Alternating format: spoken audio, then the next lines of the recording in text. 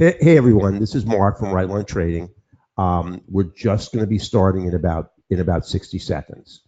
Thanks so much for coming, and we'll be right there.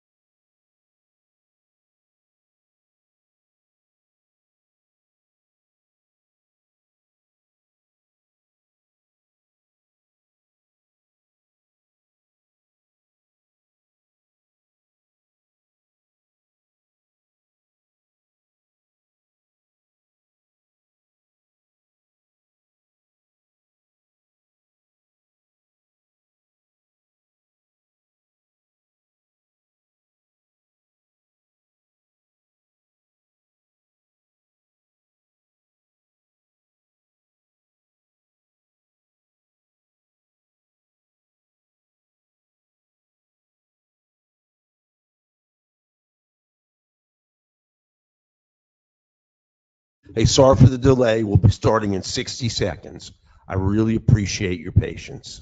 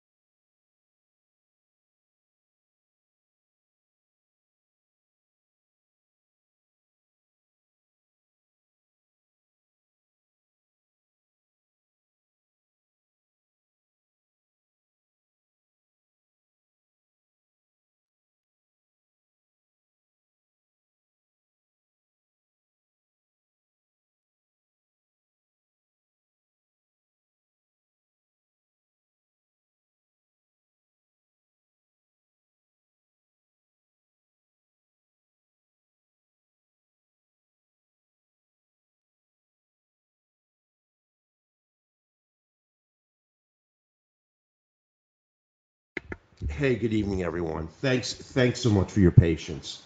What we're having here is we had a huge storm. We're in South Florida. It knocked out our internet and actually knocked our Ninja Trader off a little bit this afternoon. We couldn't reload it. So let me get started. I think I'm gonna be showing you a really remarkable way to scan different markets for great trade entries based on principles that have never been used before. So just real quickly, the mandatory disclaimer that all signals and trading opportunities provided both orally, written, or electronically that are disclosed to visitors or subscribers are for educational demonstration purposes only. We take no responsibility for any participation by visitors or subscribers in the futures, forex, or stock markets for any profits or losses that may be incurred. Obviously, everybody understands that there's a substantial amount of risk and that trading is not for everybody.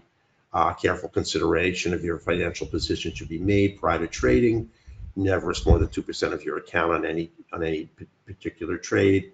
And right line trading and myself, we are not certified trading advisors or licensed trading advisors. So with that said, I want to talk about the two main indicators that drive the scanner so that you can understand exactly what you're getting when you get a buy signal or when you get a sell signal. Now, most scanners are very, very similar. And what they do is they look for chart patterns. They look for rising triangles. They look for falling triangles. They look for breakout signals. They look for what's called a J pattern. These are signals that have validity, but in general fail up to 70% of the time. I mean, chart patterns are just not enough. And remember that these types of signals have been around for 20 years, and they've never really made anybody any money. Now, if you go on the internet and you see some of these guys screaming and yelling about how they're, on their $28 million trading rising triangles, I'm telling you, it's just not the case because they do have a significant failure rate. So the first indicator that we're going to use that is forward-looking ability and is going to be a component of our market analyzer is the Laguerre oscillator. And what I want to do is talk briefly about oscillators. A lot of traders don't know how to use them, and I think a significant amount of traders don't understand them. So I just want to go into briefly how we leverage the Laguerre, why it is a forward-looking indicator, and we specifically target the Laguerre. Now, first, I just want to mention that the oscillator itself was an indicator that was developed by George Lane, and I believe he developed it in 1957. And it really was a significant breakthrough in being able to analyze the future movement of price on really any given financial instrument because he really created a different kind of formula. And he made a postulate, and that is that the momentum or speed of a price change occurs before the price change itself. In other words, that momentum is a second order derivation, and I'm gonna go into that a little bit more. Remember what an oscillator does. It makes an assessment of momentum, and he believed that the oscillator, in its assessment of momentum, would be able to predict how price would move because momentum actually changed before price changed. And momentum is really another way of talking about acceleration. In other words, if price is moving up, is it accelerating up? And if price is moving down, is it accelerating down? So he believed that before a price would change direction, it would decelerate in either the upward direction or the downward direction. And he created the stochastic oscillator not to be a trend following tool, but to foreshadow reversals when the indicator revealed bullish or bearish divergence. That was his indicator telling us that momentum, or the acceleration of price to the upside, or its acceleration to the downside, was coming to an end, and that price would continue to move up, but it would move up more slowly, move down or move down more slowly. Momentum would change direction first, and then the direction of the instrument would turn, and that would be manifested by a divergence signal.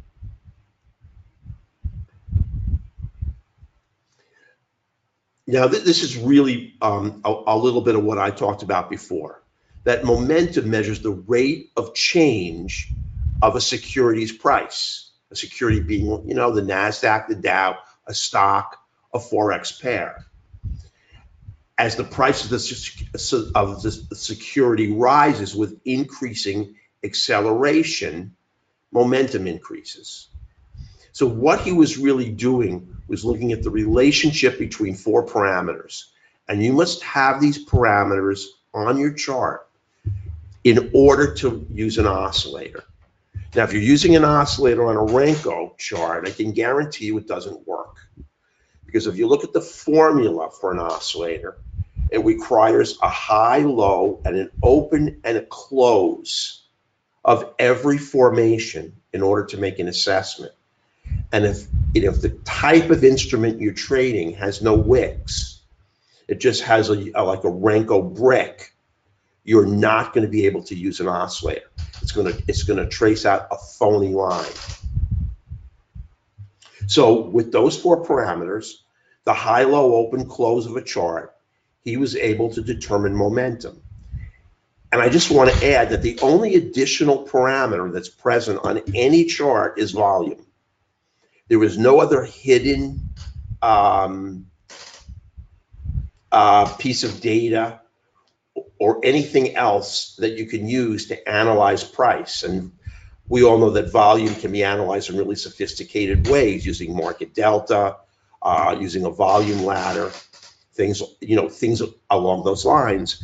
But those five parameters are all we have to work with: high, low, open, close, and volume. There's nothing more and there's nothing less unless you use a Renko chart. Now, here's the formula for the oscillator. And really what George Lane was doing was he took a 14-period moving average of the low of the trading session and the 14-period moving average of the high, and compared the close of the candle to these two parameters. And as the close approached the high on a long move, momentum was increasing to the upside. And as the close approached the moving average, the 14-period moving average of the low, momentum was increasing to the downside. And then he took a 3-period moving average of the percent K, which was that assessment of momentum, and that crossover was a buy or sell signal. Except he was only interested in buying or selling the market on a divergence signal. Now, these are just a couple of charts. I just took them off the internet just to give you an example of what we're talking about. So here's a double top where price achieves the same level as it did before, but it's doing it on less momentum. Acceleration to the upside here was not as fast as the market accelerated to the upside here. And George Lane believed that with this decrease in momentum on an equal price high, it was the harbinger of a major drop in price. And this is all he looked for to trade. Now, it's important to note that the poor guy died a pauper, but I think what he was talking about was very relevant back in 1957, 58, and even into the 60s. Now, here's a chart that I created where price is making a higher high, and here his indicator, stochastic, is making an equal high. So price is moving up, but it's moving up on less momentum. So it moved up higher, but it accelerated to this price more slowly. Now, the problem in the market today is that there's a huge amount of divergence. Is that divergence failures are extremely common. And you can see we've got divergence here, a higher high on lower momentum, and price sort of falls, but then it comes right back up. And I could have showed you a more dramatic fall, but oscillator divergence is really notorious for its failures. Now, here's how the oscillator should work in a perfect world. When it's over, now he bounded the oscillator, which was also really novel. I mean, it can't go higher than 100 or lower than 0. And between 80 and 100, it's overbought, and between 20 and 0, it's oversold. Now, when it's overbought and it crosses below the 20 line, you want to sell it. And when it's oversold and it crosses above the 20 line, you want to buy it. And you can see that most of the signals on these charts are really effective. Price drops below the 20 line, below the 80 line, and price falls. It moves up above the 20 line, up signal, and price goes up. Now, here's what happens now, and that is, since the market has matured in the course of the last 10 years, there's been a major change in the way we have to assess it, and that the way any kind of analyzer needs to work. And overbought really doesn't always mean overbought. I mean, the market can stay overbought and price can continue to rise indefinitely. So looking for divergent signals has really become, I don't want to say it's a zero-sum game, because it's really a negative-sum game. You're going to get really beaten up if you trade on the basis of a divergent signal. Now, I'm not going to state that they don't work sometimes, but they don't work enough to make you profitable, and that's what you need. You need something that works consistently, and divergence does not. Now, back when oscillators were developed and George Lane was around in 1957, there was little institutional volume in the market.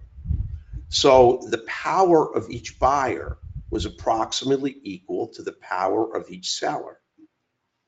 And therefore, a divergent signal was really a major event, because almost everybody who was participating in the market was a small commercial trader like we are.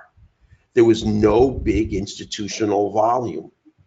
Now, that big institutional volume has really completely changed the way that we have to trade, because institutional volume now dominates, and that's going to determine that, not only determine the direction of price, it's going to determine the price high and the price low. As long as the institutional traders are pouring money into the market, price is going to rise. And as long as the institutional traders are selling, price is going to drop. It's not going to be determined by divergence, and it's not going to be determined by an overbought or an oversold signal. So the way an analyzer has to work is to make this assumption. And that is that there's really no such thing as overbought or oversold anymore. The markets are going to reverse direction at the whim of the institutional money. When institutional money decides it's going to pull back, price is going to stop going up or stop going down. Now, once they pull away, then you're going to get a reversion to the mean. I mean, price is going to really want to desperately crawl back to that 50-period moving average or whatever mean you're using. It might be the point of control if you want to use market profile, although I do not like market profile. But whatever mean you're looking at, like on a 50-period, it's the average closing price of the last 50 candles. Price is going to start to drift back to that mean. And trading divergence is tantamount to trading against the flow of institutional money. So the only thing that we want to do is use an analyzer that allows us to trade in the direction of institutional money. We don't want to trade breakouts. We don't want to trade rising or falling triangles. They are a proxy for institutional money, but they're not very good proxies. And they're going to get us into trades that simply don't work with a real high frequency. Now, which indicator accurately assesses buying and selling pressure, completely ignoring any potential divergence signal? So with it, you are essentially exactly following the footprint of big money. Now, what you're going to see is that here's the Laguerre. Now, the Laguerre is really different than all the other oscillators. It has a gamma, which helps determine its sensitivity and specificity, and then it has multiple filters, which determine how fast it's going to rise, how fast it's going to fall. It's a very modifiable tool, and really allows us to create a forward-looking instrument.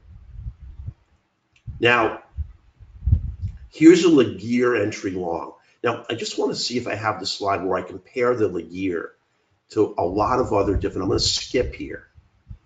I don't have it here. And what I'm going to have to do is load the template. Now, all I want to do here is to show you how well the Laguerre, in following the price of big money, is helpful in trading. And it does not matter whether you're trading stocks, futures, or Forex, and it doesn't matter the time frame. Now, we trade the oscillator the way an oscillator needs to be traded in today's market, and this is how the analyzer assesses it.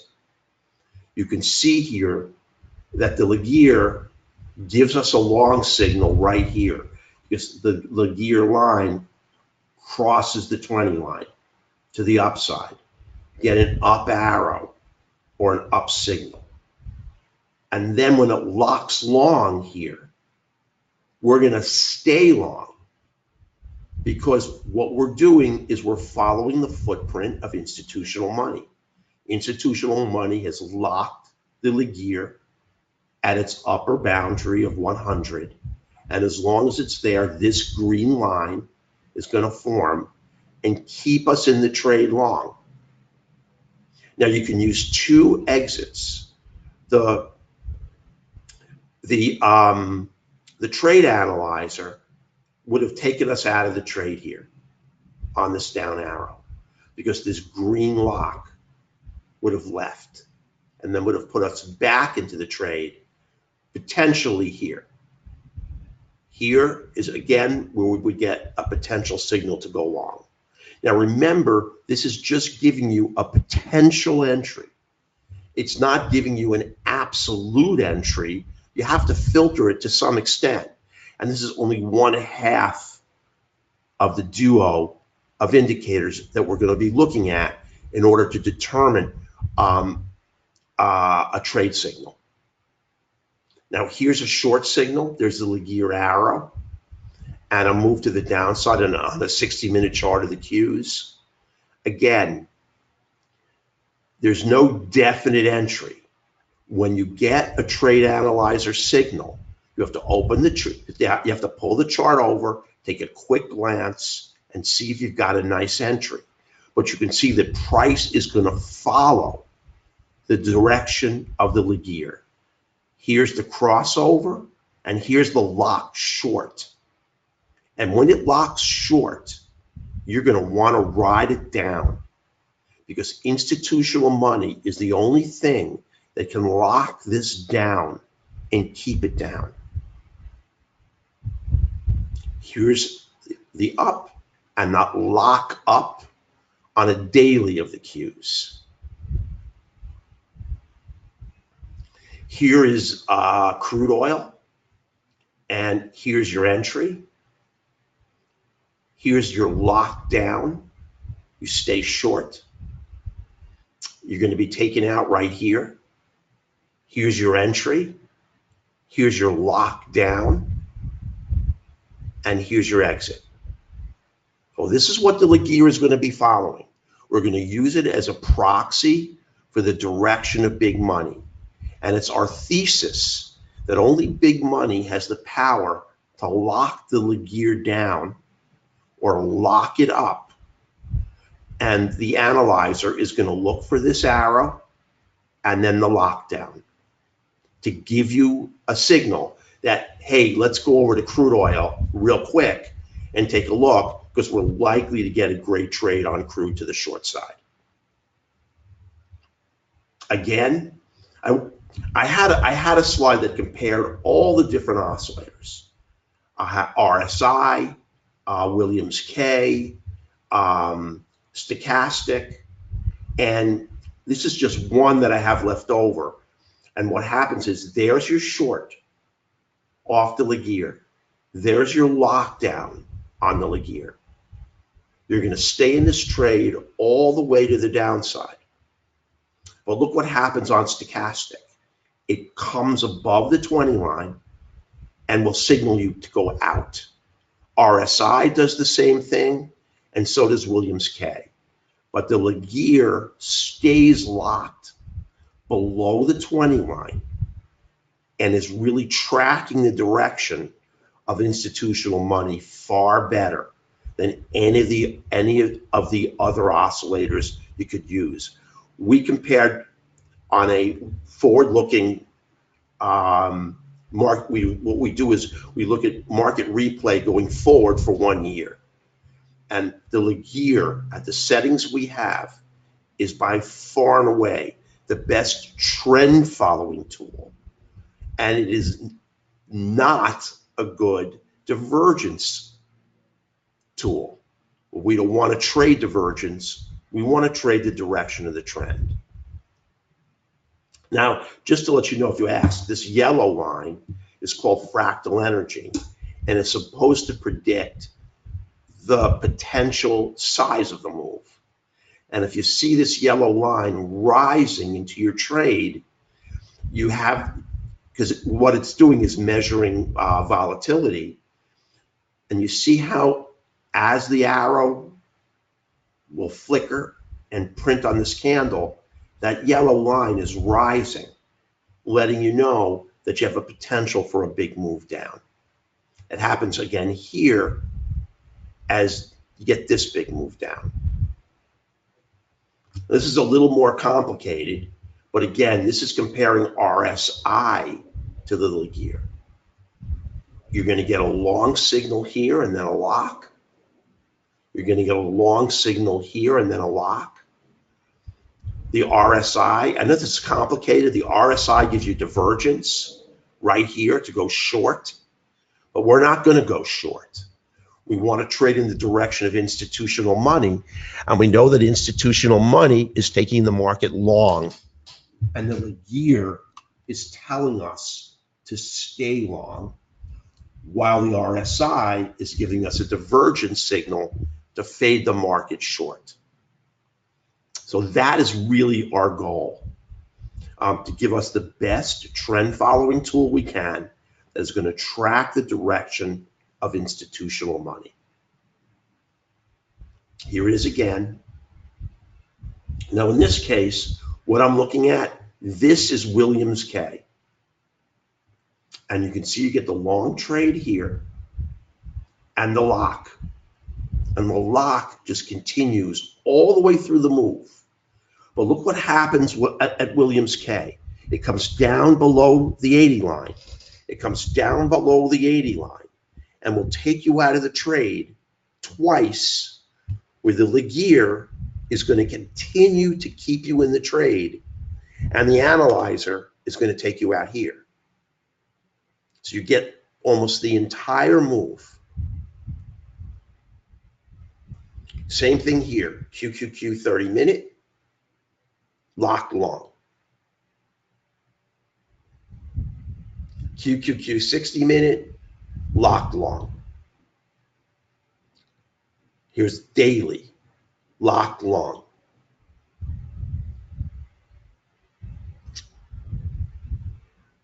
Okay, so let me drop the slides and show you the charts. Move this off. Now here's the chart, and I'm going to show you how the market analyzer works.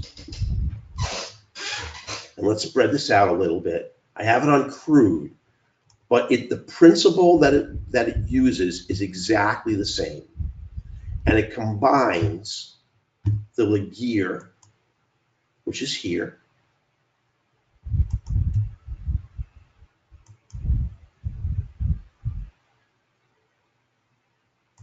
with our quant line, which is right here. Okay. Now, what we're going to do is we're going to get a long signal only when both of these lines are green or both of these lines are red. That's going to be an analyzer entry. And if we move through crude, just let me check I want to check the indicators. Yep, we're good. And CL's at 13. Okay. So, but it's a little more complex. Here's where the analyzer is going to give you your long signal on the arrow. Right here. Then what it's going to look for, now the quant in real time is close to being green. When the quant turns green, that's where you're going to get your signal to go long. The Laguerre has already given you the signal to go long. Once you get the lock, you're in the trade. So let me just make that clear. Here's where you're going to get your entry.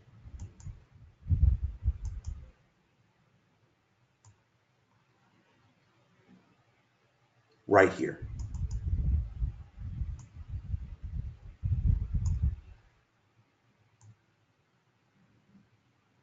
Now this is where the analyzer is going to tell you you've got your long. You get the crossover here, but you need the quant line to be green as well. And as soon as that goes green, you're in the trade.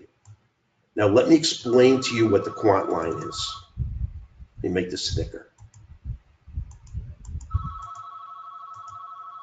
What the quant line is it tracks correlative markets. And I didn't want to make slides of it. I wanted to talk to you and tell you how it works. Again, the Laguerre is signaled long here, but we can't enter the trade until the quant is green. Once the quant goes green, we have the signal to take a long trade right here. And you can see you're not going to get dual red or dual green very often on any given specific instrument.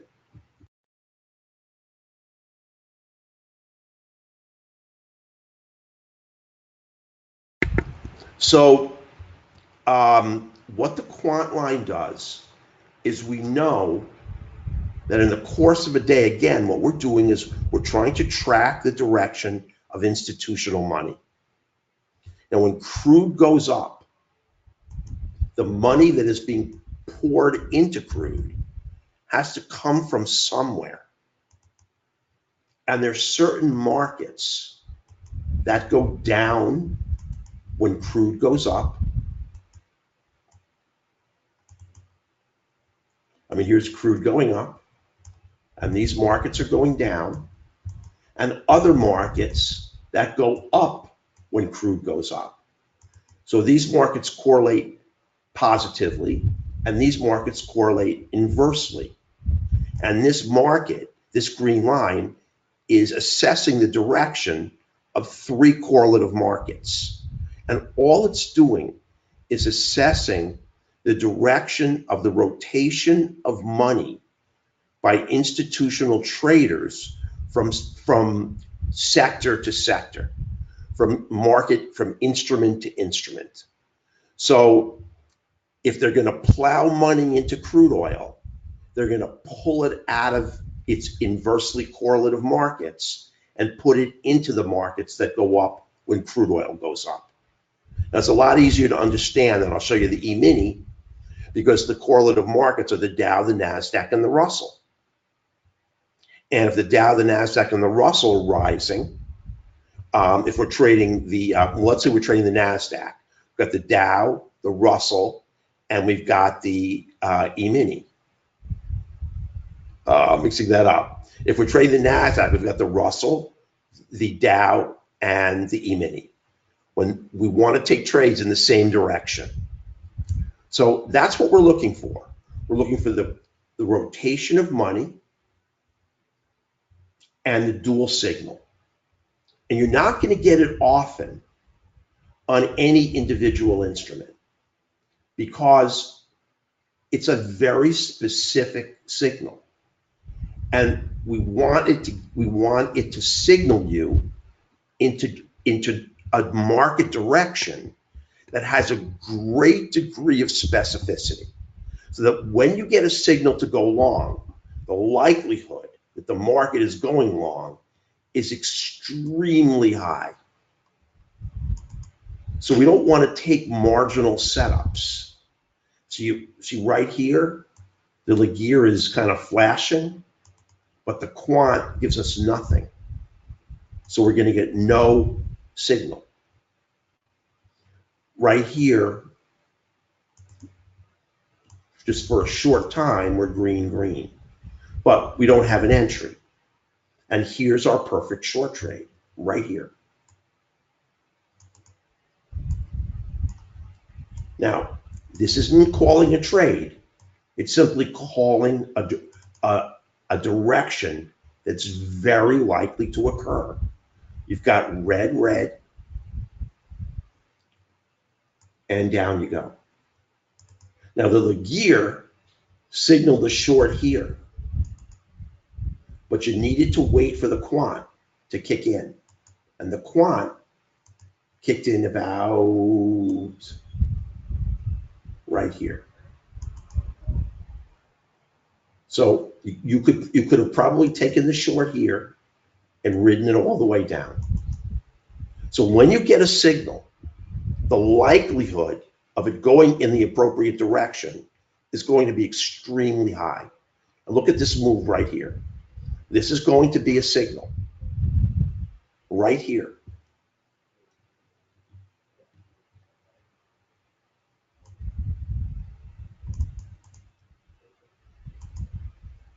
I'm going to show you the oscillator in a second. I'm going to show you the actual tool in a second. Right here.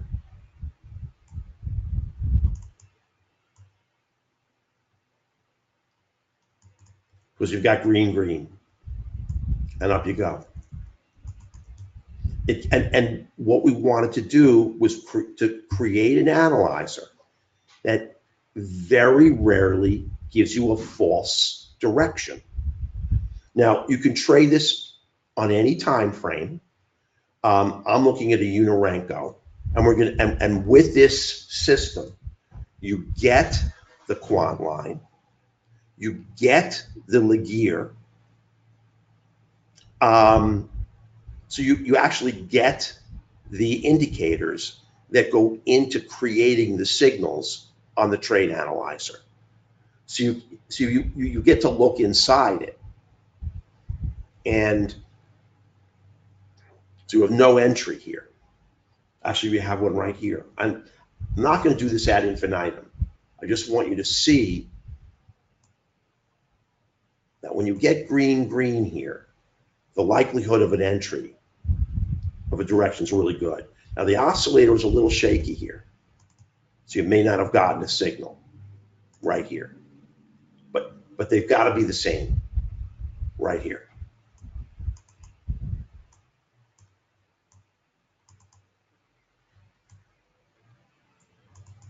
And up. So let me show you that. Let me show you the oscillator. Now I'm sorry. Here's the analyzer right here. Now I just put two instruments in it. I mean, I could put as many in this as I wanted. You can put in 25 futures contracts for markets. You can use this on the Forex and look at all Forex pairs at exactly the same time. You can create a stock watch list and look at a whole basket of stocks. Here's the only other thing that's important when you look at the market analyzer, and that is to know, remember that all these instruments don't trade at the same speed and don't trade at the same time frame. So, or in this particular case, don't trade with the same Unirenko input. If you trade stocks on a 5-minute, we'll format it for you on a 5-minute. If you trade, the Forex on a range, we'll format it for you for the Forex on a range system. It's still going to use these two indicators, and you get these two indicators.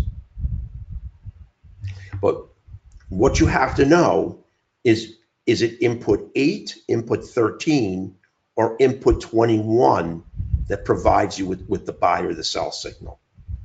Now we're going to let you know that, but on crude, it's input 13.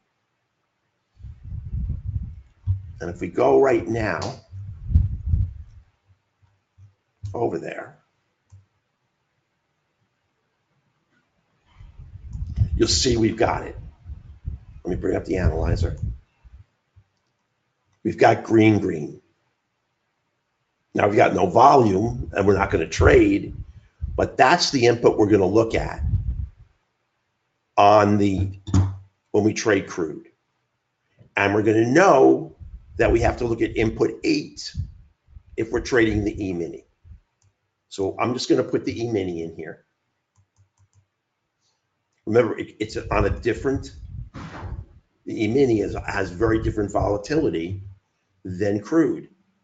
So we're going to change it to a 428. And also, remember, this is a completely different chart. We're taking out the quant for crude, and we're putting in the quant for the E-mini. So you're going to have different charts set up. But you don't need the chart. I just want you to know that. All you have to do is put the instrument in, and it will do the analyzing for you without the chart set up. I'm simply putting the chart up because I want you to be able to see what's happening. So the Laguerre signal B goes into 3, and the Laguerre itself goes into 4. So now we're set up for the E-mini.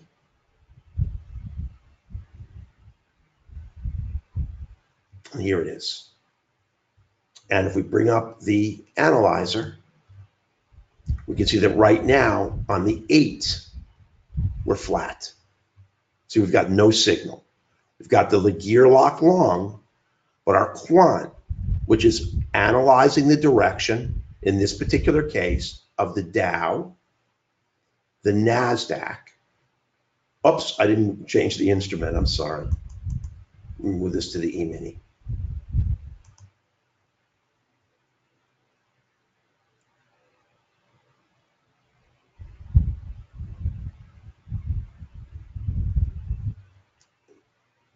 Here's the E-mini. Let me bring up the analyzer. It's right here. See, it's giving a sell on the 8 because we've got the combination of red. Now we don't care about the input 13 or input 21 on the E-mini. On crude, we look at input 13. Now, I would like it to be a little more simpler and simply have one column. But if you do that, then what you're going to be doing is analyzing every single futures market on the same speed, assuming they have the same volatility. And obviously they don't. If you're going to look at 25 stocks, they're going to have, I mean, you could be buying or selling, advanced micro devices, which I think is about $20 versus Google, which is $1,000 a share. You can't use the same input. And what we're going to do is put them into 3 baskets for you. You're going to look for an input 8 buy sell, an input 13 buy sell, an input 21 buy sell. And it's going to be based on the correlation of the correlative markets, which on stocks are pretty complex. We look at a lot of different parameters to give you a quant line to show the rotation of money either into your stock or out of your stock, or into your ETF or out of your ETF. And the Laguerre is obviously assessing momentum and telling us whether or not, obviously here it's locked down and we're anticipating a short trade. Now you can add an instrument real easily. I'm a little bit worried here because I've got a shaky connection because of a really bad storm we had here. And I'll just add the 6E.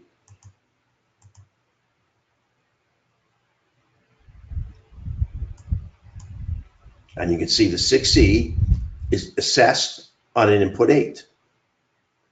Now I don't have the 6E up, but it just gave a huge sell. We're only interested though in the 8 input.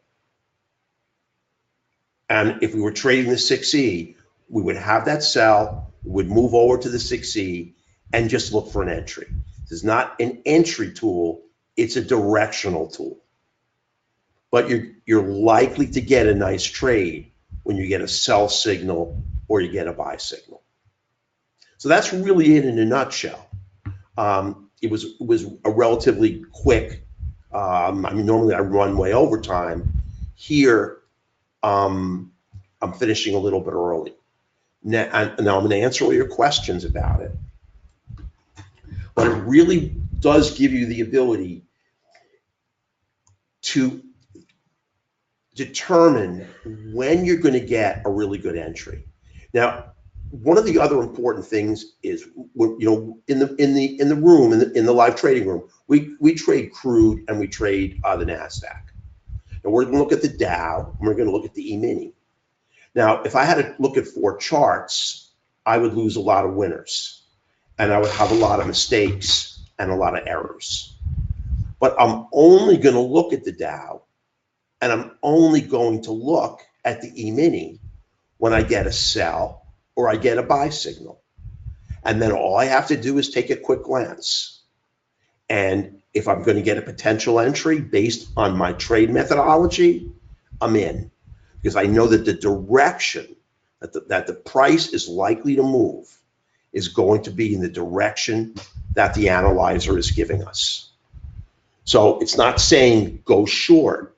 It's saying look for a short entry. if you get one, you have a very high probability winner. And like I said, there's an unlimited number of instruments you can put here. I didn't want to have 15 all changing color, and the market's closed anyway. So we're going to get very little volume and very little change in color. So that's how the analyzer works. And it's a very, very effective tool for getting you entries or setting you up for direction. And it's also a great tool for telling you what instruments to just ignore. And when the Quant and the Laguerre do not correlate, the best thing to do with that instrument is it defines chop. It tells you when the market is unlikely to create a direction short or a direction long, and it's best that you just stand down. Now, I just want to put up the slides for one more second, and then I'll answer any questions that you have. Just hang on one second.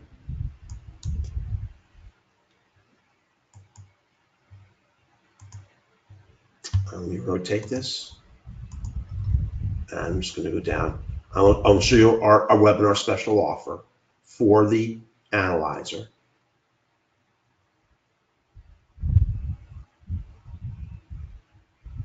Now, one market, either stocks or futures or Forex, is $5.99. If you want 2 markets, it's $8.99. And if you want 3 markets, it's $10.99. Normally, they're $9.99 a market. Now, you get a lifetime license and you get free updates and free upgrades. And we may add one additional component to the analyzer in the future. I have to see whether we want to do it or not. I want the analyzer to be sensitive, to give us the ability to filter the trades just by looking at a quick glance of the chart. But I may add some specificity to it in the future. You're going to get that upgrade. I like the way it is now, and I like the way it's been trading, because we've been watching it for quite a long period of time. And in terms of predicting direction, it's really pretty, I'm telling you, it's almost flawless. Then you also get a month in the live trading room, and the first 10 orders get a nice reduction in price. If you want 1 market, it's $100 less. 2 markets is $100 less, and 3 markets are $200 less. So we wanted to give you a reduced price if you're one of the first 10 who order. It expires on Saturday at midnight. And I'm just going to leave that up. Our phone number is 786-713-5276. And now I'm just going to answer any questions.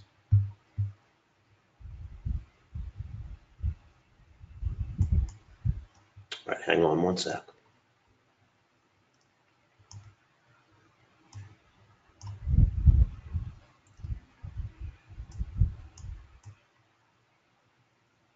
Hey, good morning, everyone. No, it's still on. It's still on. The reason I don't like market profile, Fitzroy, is because to me it's count. Now I have to split market profile off from market delta and a volume profile. And I don't want to get off topic, but the value area high and value area low are 1 standard deviation's worth of volume.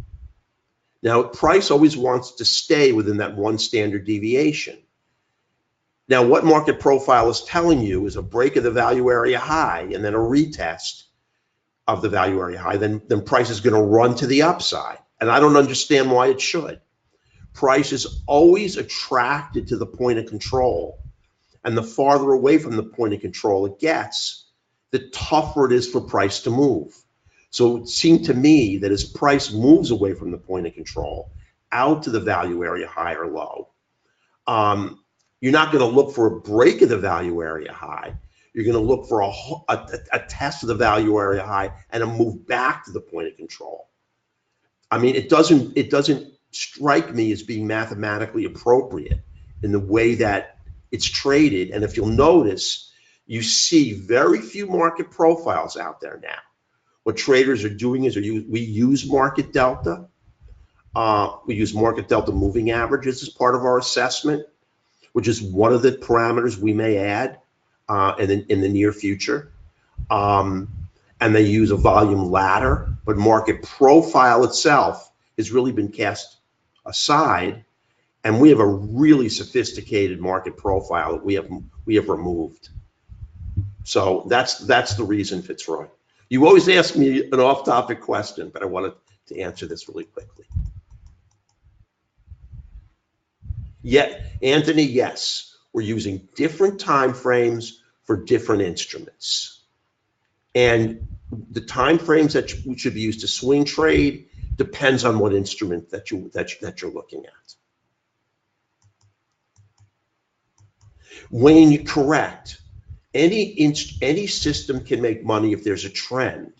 What we want to do is we want to be able to ensure that there is a trend. And we want to ensure that the trend is going to continue. And when the Laguerre and the Quant line don't correlate in direction, it sort of defines chop irrespective of the direct. I mean, price may be trending, but what it's telling you anyway is that it's still a high risk trade, because two strong forces that move price, momentum and the correlative markets, or the direction of money flow, are not aligned. So it's another way of defining price and of price movement out into the future. And the one thing that we don't want to do is get caught up in chop. So it's simply another way of defining price. And it's another way for us to define a trend. And when they both align in the same direction, it's very likely that it's because there's institutional participation and the trade is going to have follow through and continue to move. Much greater than a breakout of a rising triangle to the upside, or of the breakthrough of price on a falling triangle to the downside, or a breakout trade or a J pattern trade. Yes, times they are available for NT8. The whole system is an NT8 available system.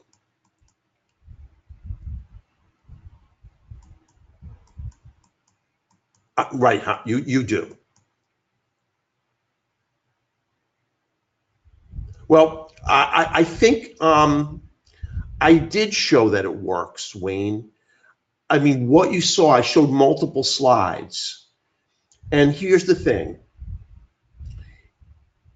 When the quant lines is long and the Laguerre is long, those two events don't occur often. When they occur, you're going to see that you're likely to get a continuation long. And the reason that's true is because what you're doing is you're tracking the direction of institutional money. And if there's institutional participation, excuse me, you're likely to get a follow through on the trade. I mean, I can put it to you this way, Wayne.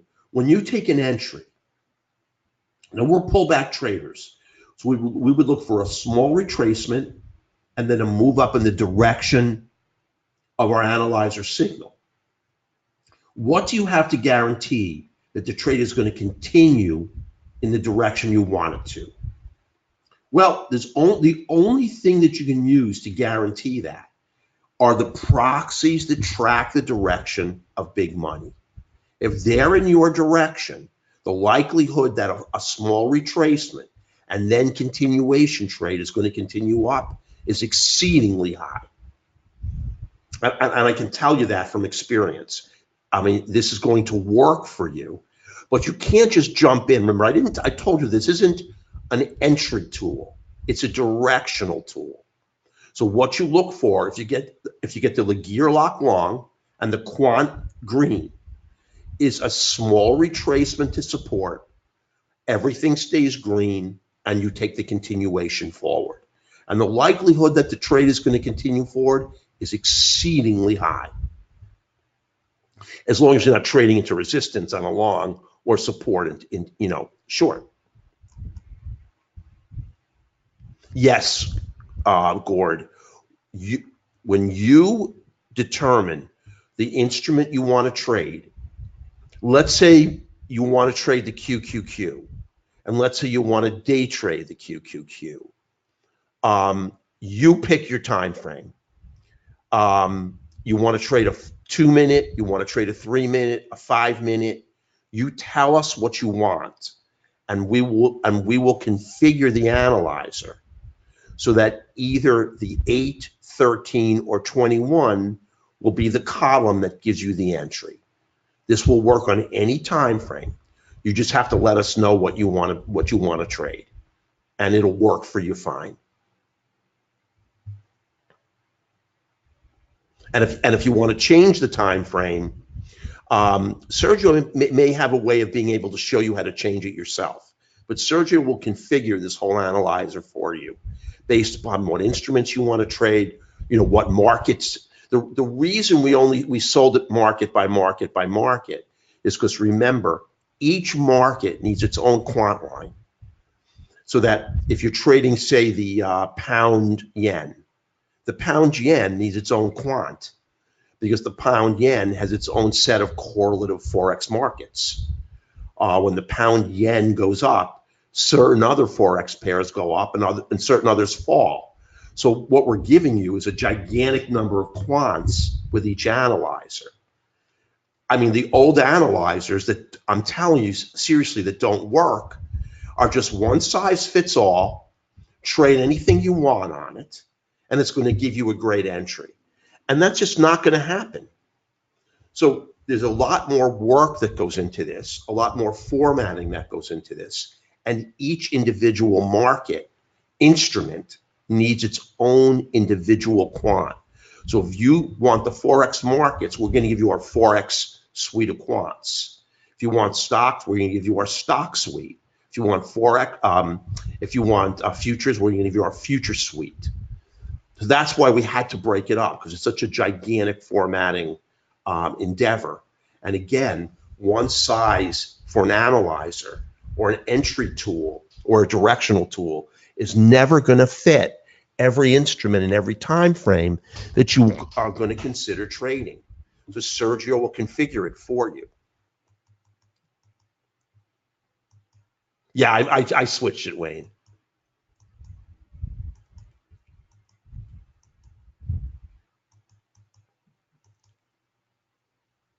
Frank, you're not going to know which input to use. That's why we're going to configure it for you. And we're going to tell you which input to use.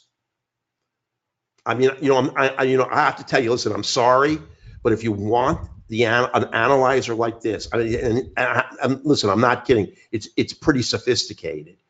It's like I said, we could create one column, and you just look at that one column for every single instrument you want to trade, and it's going to give you a buy or a sell, but it's not going to have the power that this does. So we're going to have to let, Sergio's going to have to go through with it a little bit with you as to which input you're going to use in order to take your signal. Now, the ones that have the most volatility are going to go to the 21 input. The ones that have moderate volatility are going to go to the 13 input. And the ones that have the least volatility are going to go to the 8 input. So you're going to get an idea of right away of which input to look at based upon whether you're trading a $20 stock or a $1,000 stock. The $1,000 stock is going to be the 21 input. The $20 stock is going to be the 8 input. And all the way down to, a dollar stock is going to be an 8 input. So you're going to have an idea right off the bat. And what you really, all you have to do is when you put the stocks in the analyzer, put them in those kind of baskets. So if you have 5 stocks that you want to trade that are between, say, $250, like, Netflix, Facebook, those stocks, put them in one after the other. So you're going to be looking at one column for all those. Then if you have 5 or 6 or 7 or 8 or 9 or 10 stocks that trade over $500, put them in next. And then if you have, stocks that trade at $20, 15, 20, $25, or have low volatility, you'll put them in next. So they'll be in groups, and you'll know 8, 13, or 21, and it's going to be really easy for you to eventually accommodate to it. No, Rory's going to do everything for you, Fitzroy, and Rory's going to help us too. Will help you too. Believe me, we're going to format and set up the entire analyzer for you.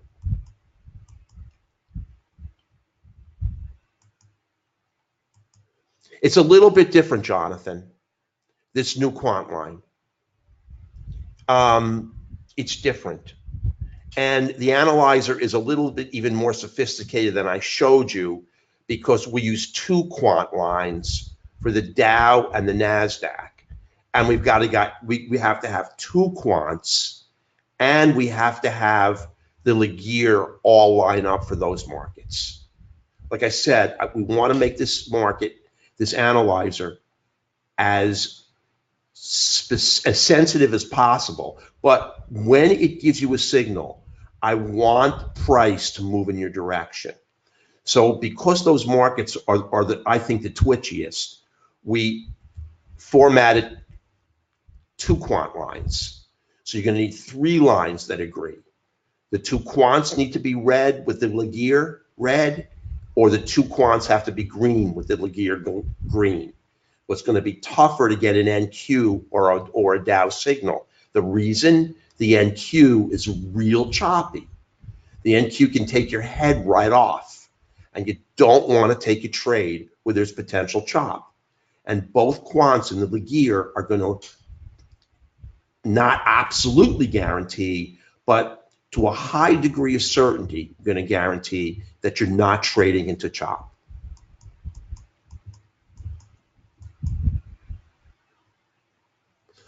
Correct, Heinz.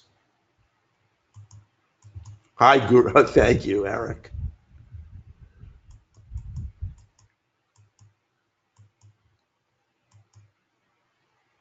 No, both quants are critically important, Robert. They've both been programmed into this analyzer. I just didn't show them because for new users, I didn't want to make it overly complex. But we need both quants and the Laguerre to agree before we can take a trade. You'll see that tomorrow.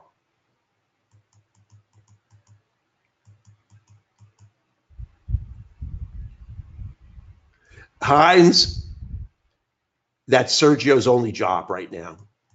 I swear to you. Well, Wayne, all I can do is just listen. I can't run 3 months of market replay data for you. I just can't do it. You have to assess the validity of the signal based upon the principle that's used to generate it. I mean, if you believe that institutions rotate their money from market to market, there's risk on, risk off, and that we're tracking the direction of institutional money with the quants, and if you believe that the Laguerre as a momentum-based tool has forward-looking ability, then it's going to work. Now, we don't release it unless it's going to work. That's all I can tell you. I mean, I don't think we've ever released a tool that doesn't work. But it's also going to require a little bit of discretion, because you need to take a retracement into that trend, and then the continuation should be very effective. I mean, this is not a trade methodology tool, and it's not a trade entry tool. It's a directional tool. And that's all a rising and falling triangle J pattern tool is either. And they don't even work. All they're doing is telling you that the breakout of a rising triangle price is going to go up. They're not telling you where to take the trade. I mean, obviously you want to take it off the top of the triangle, but an analyzer or scanner is not going to give you an entry. It's going to give you a direction based upon the breakout of that rising or falling triangle. And those patterns don't work. So it's really got the same power.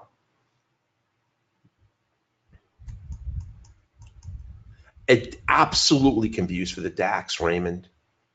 And I'll tell you, if I got up at 2 o'clock in the morning, I would trade the DAX. The DAX is a great tool. It's really a European session trading instrument, and it moves like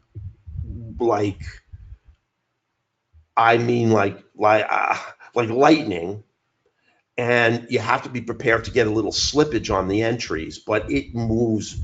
I mean, it's a gigantic mover, and it's very lucrative. It pays 12.5 euros per tick. That's a lot of money for an instrument that has such enormous volatility. When you can get a 20 to 30 tick move on the DAX without, I mean, it moves that far.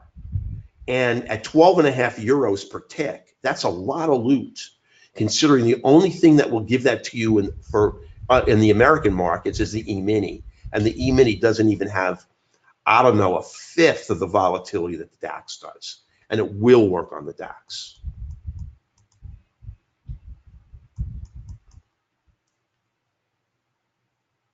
Sure you can, Bo. We're going to send out the replay to you.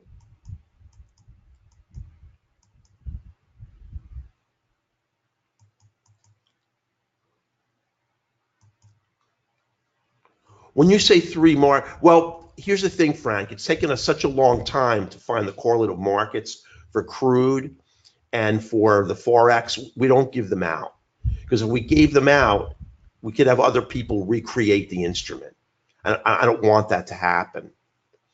And in addition, what we do is every 3 months, we have to recalibrate the quant, because the same correlative markets don't hold under all situations.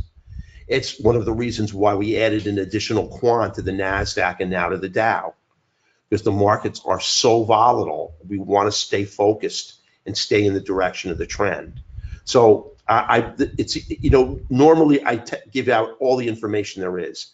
The only thing I don't do is I can tell you one on crude is natural gas, because I've already told a lot of traders that. But the 2 others are just instruments that I'm just not going to give away, or else anyone could create the quant. Hey, David, how are you?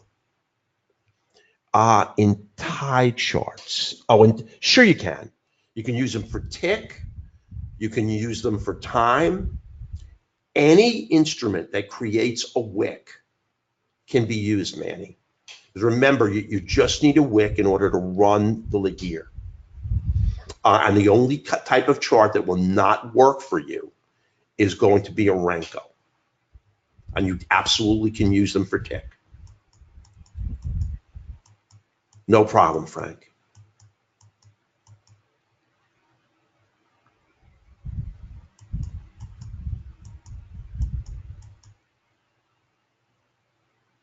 Sure, David, I will do that. I definitely will. I've saved your email. I didn't have a chance to read it. I promise you I will. You're welcome to come in, Wayne. Just send us an email. How is the quant line different on the E-mini? On the E-mini, Jonathan, it's tracking the direction of the Dow, the Russell, and the NASDAQ. When we take an E-mini trade, our correlative markets, those are the 3 markets I give away.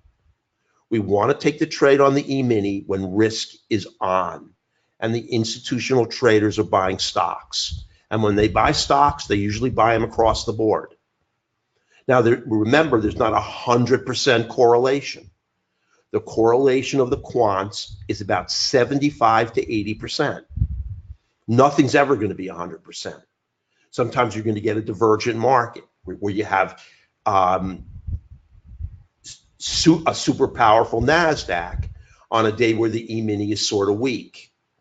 There's a little bit of play in the quants, but essentially 80% or greater of the time, these markets all move in the same direction. They are tightly correlated. And if you take an E-mini trade long, when the NASDAQ, Russell, and Dow are going long, the likelihood that your trade is going to be successful is markedly greater than if you take a trade on the E-mini when the Dow, the Russell, and the NASDAQ are chopping, or you take a trade on the E-mini when the Dow, NASDAQ, or Russell are heading against you. So you can see just intuitively, you want momentum as manifested by the Laguerre to be in the direction of your trade, and you want the correlative markets which reflect the direction of institutional money. And when there's institutional participation in the E-mini, they push the NASDAQ, Russell, and Dow up too. That's a very strong correlation. And our E-mini quant is really good. NT7 or NT8, Frank. I thank you so much, Robert. I appreciate that a lot. Thank you, David. My pleasure, Wayne. Just send us an email. Okay.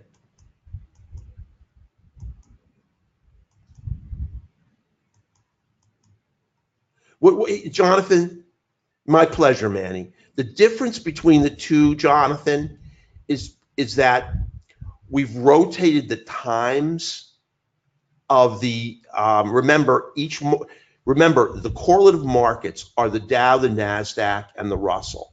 They each move at different times. I appreciate Manny really a lot. They each move at different speeds. So you can't just have three markets moving at the same speed as the E-mini. So we've changed those speeds. That's the big difference.